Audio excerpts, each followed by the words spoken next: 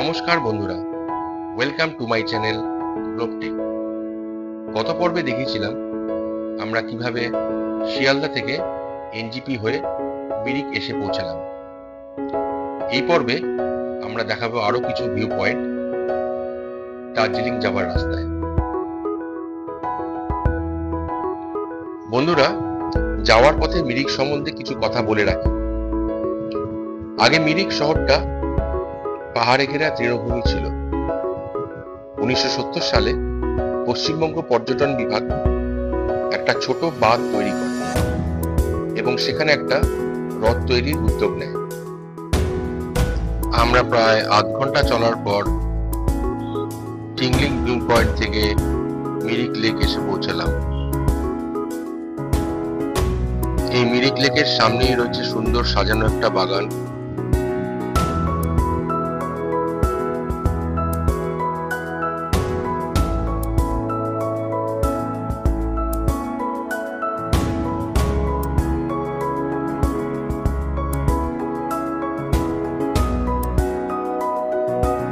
Mirik lake হলো মিরিক টাউনের একটা কৃত্রিম জলাধার।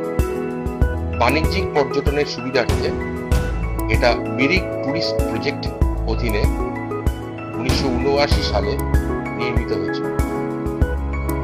মিরিক মিউনিসিপাল কর্পোরেশনের আওতাধীন এলাকাটা সামগ্রিকভাবে দার্জিলিং গোর্খা হিল কাউন্সিল দ্বারা নিয়ন্ত্রিত। এটা একটা মনোরম প্রাকৃতিক জলাশয় যা একটা জনপ্রিয় পর্যটন গন্তব্য হিসেবে কাজ করে। এর আরেক নাম সুমেন্দু লেক। এই মিরিক লেক 1.25 কিলোমিটার দীর্ঘ এবং এটাকে মিরিকের আকর্ষণের কেন্দ্র হিসেবে বিবেচনা করা হয়। এই মিরিক লেক বৃষ্টির জল দ্বারা সারা বছর পূর্ণ থাকে এবং এই লেকের গভীরতা 3 ফুট থেকে 25 ফুট পর্যন্ত। এই মিরিক লেকের অপর প্রান্তে রয়েছে সুউচ্চ পাইন গাছের জঙ্গল। লেকটা পার হতে গেলে সামনেই রয়েছে একটা সেতু পার হলেই অপর প্রান্তে রয়েছে কিছু অ্যাক্টিভিটিস, যেমন হর্স রাইডিং, বোটিং। এরপর আমরা বেরিয়ে পড়লাম আমাদের পরবর্তী গন্তব্য গোপালধারা টি এস্টেটের উদ্দেশ্যে।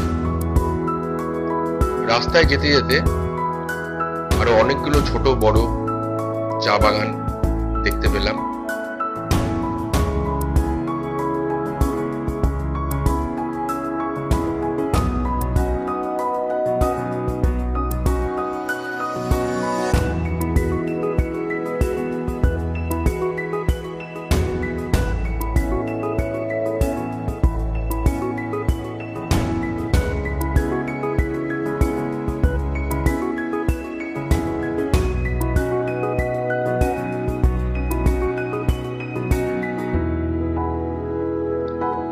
যাওয়ার পর আমরা গাড়িটা দাঁড় করালাম একটা ফ্লাওয়ার নার্সারির সামনে।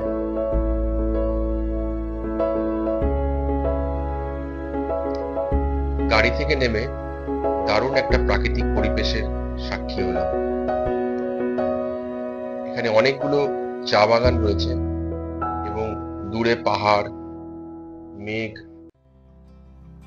আর শান্ত নিরিবিলি পরিবেশ সত্যি মনোমুগ্ধকর। এখন আমি দাঁড়িয়ে আছি দারুণ সুন্দর একটা জায়গায়। আমার চারপাশে চা বাগান আর সারি সারি সুউচ্চ পাইন গাছ, আর এই সামনের রাস্তাটা আরো উপরের দিকে উঠে যাচ্ছে। ওখান থেকে চারিপাশটা দেখতে আরো সুন্দর লাগে আর চারপাশে যেন দেখে মনে হচ্ছে একদম ছবির মতন চারপাশ।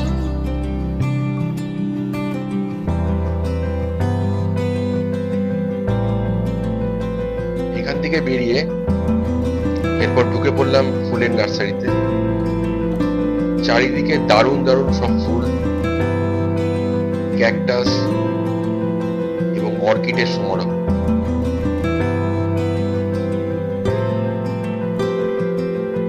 এখানে আপনারা বিভিন্ন প্রজাতির অর্কিড, ক্যাকটাস ও নানান ধরনের ফুল দেখতে পাবেন। আর যারা ফ্ল্যাটে বা বাড়িতে এই ধরনের গাছ প্রতিপালন করেন তাদের জন্য জায়গাটা একদম আদর্শ। তবে এখান থেকে কলকাতা বা অন্যান্য শহরে নিয়ে গেলে এই গাছগুলো বাঁচানো কিন্তু একটা বড় চ্যালেঞ্জ।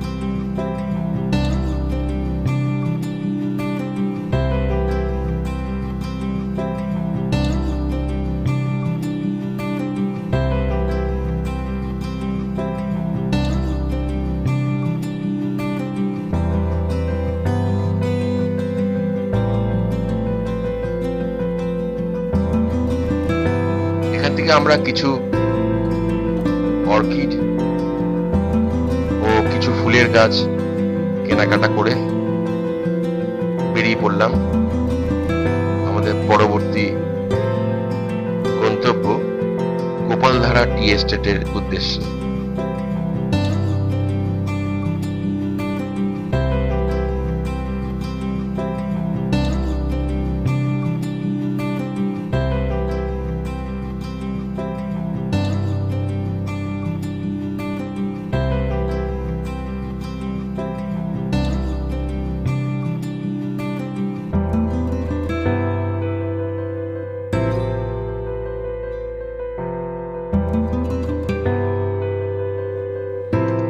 আমরা পৌঁছে গেছি গোপালধারা টি এস্টেট। এই গোপালধারা টি এস্টেটের সামনেই একটা রেস্টুরেন্টে আমরা দুপুরের খাবারটা সেরে নিলাম। এখানে বলে রাখি, এই যে এখানকার লোকাল যে রেস্টুরেন্ট গুলো আছে, এরা কিন্তু যে শাকসবজি বা ভেজিটেবলস তারা ইউজ করে সেগুলো কিন্তু এদের নিজস্ব বাগানেই তৈরি হয় এবং পুরোটাই অর্গানিক।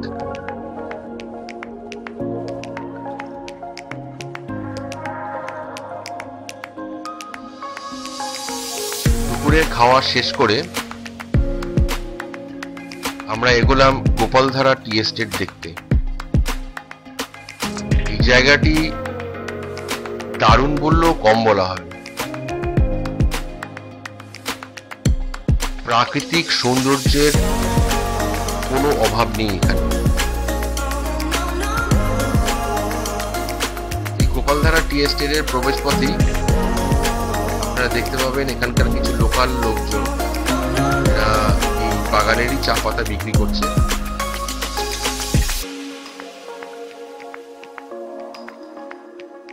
এই গোপালধারা টি এস্টেট হলো ভারতের পশ্চিমবঙ্গ রাজ্যের দার্জিলিং জেলার মিরিক মহকুমার মিরিক সিডি ব্লকের একটা চা বাগান।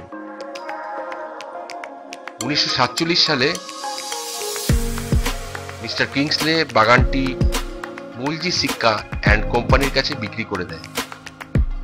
1953 থেকে 1954 সালে মুলজি সিক্কা অ্যান্ড কোম্পানির কাছে বাগানটি মিস্টার ডালচাঁদ সারিয়ার কাছে বিক্রি করেন, যা এখন তার ছেলে মিস্টার শিব সারিয়া দেখাশোনা করেন।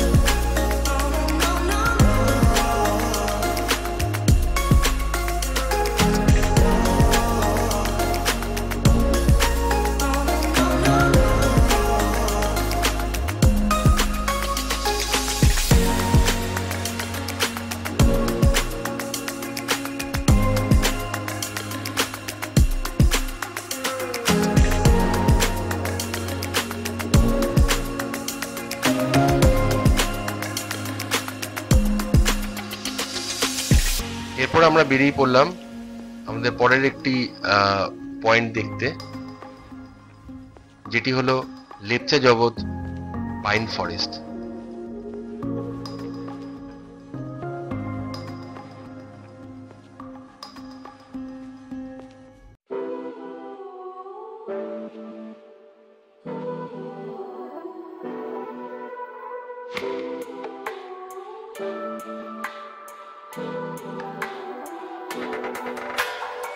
এখন আমরা আছি লেপচা জগৎ পাইন ফরেস্টে। এই লেপচা জগৎ হলো ৬৯৫৬ ফুট অর্থাৎ ২১২৩ মিটার উচ্চতায় বনের একটা ছোট গ্রাম, যা ঘুম এবং সুখিয়া পোখরিকে সংযোগকারী রুটে অবস্থিত, এবং এটা দার্জিলিং থেকে ১৯ কিলোমিটার দূরে অবস্থিত। মূল ভাষায় লেপচা জগৎ মানে লেপচা উপজাতির আশ্রয়। সন্ধ্যা নেমে আসছে, তাই এখানে আর বেশিক্ষণ থাকা গেল না।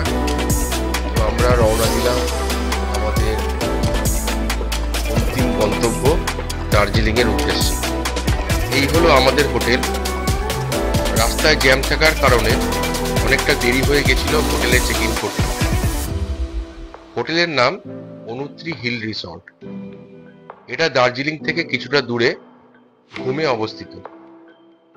এদের আরেকটি হোটেল আছে মন্দারমণিতে, অনুত্রি বিচ রিসর্ট নামে। রিসর্টটা খুবই পরিষ্কার পরিচ্ছন্ন। দার্জিলিং এর কোলাহল ছেড়ে নিরিবিলিতে দুদিন কাটানোর জন্য জায়গাটা এক কথায় দারুণ। হোটেলে ঢোকার সাথে সাথে আমাদের উত্তরীয় দিয়ে ওয়েলকাম করা হলো। তো আজ এই পর্যন্তই। পরের পর্বে দার্জিলিং এর লোকাল সাইট সিইং ও আরো কিছু খুঁটিনাটি তথ্য নিয়ে আসছি। সঙ্গে থাকুন, দেখা হচ্ছে পরের পর্বে।